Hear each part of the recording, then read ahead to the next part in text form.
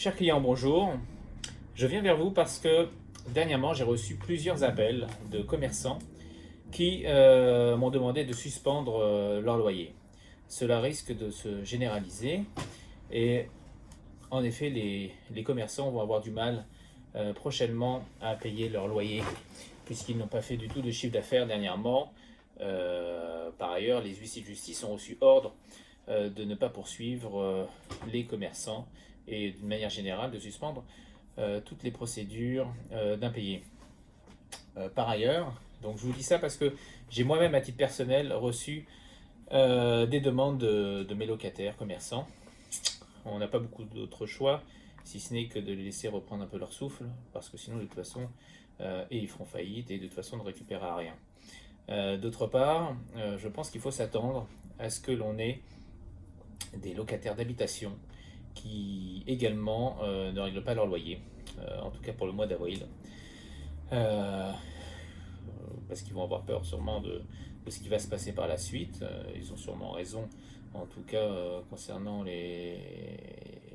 leur peur économique. Alors, la question est de savoir ce qu'on va faire si des locataires d'habitation ne règlent pas leur loyer. Personnellement, je pense qu'il va falloir quand même être patient. On va quand même leur envoyer des relances ou ce genre de choses.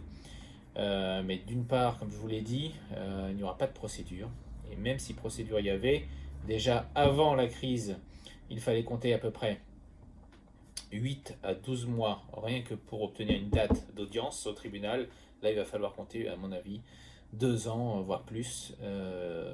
Voilà, et pour avoir des juges qui, de toute façon, seront très très enclins à accorder des délais.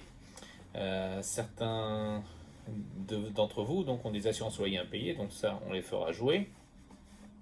On risque d'avoir une envolée des primes, puisqu'il risque d'y avoir pas mal donc d'impayés.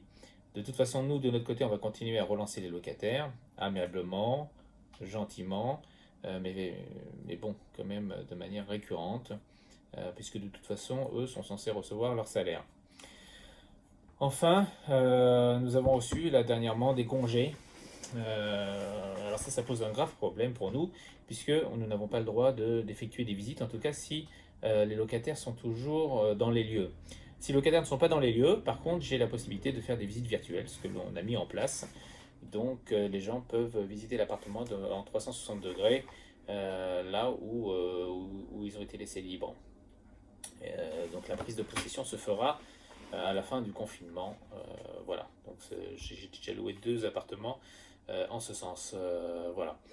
Voilà. Pour la suite, en tout cas, nous restons joignables donc par mail si vous avez des questions. Soyez un peu patients, on ne peut pas répondre à des centaines de mails par jour, mais nous y répondrons tous. Voilà. Je vous souhaite bon courage, n'hésitez pas à nous contacter s'il y a un problème et prenez soin de vous.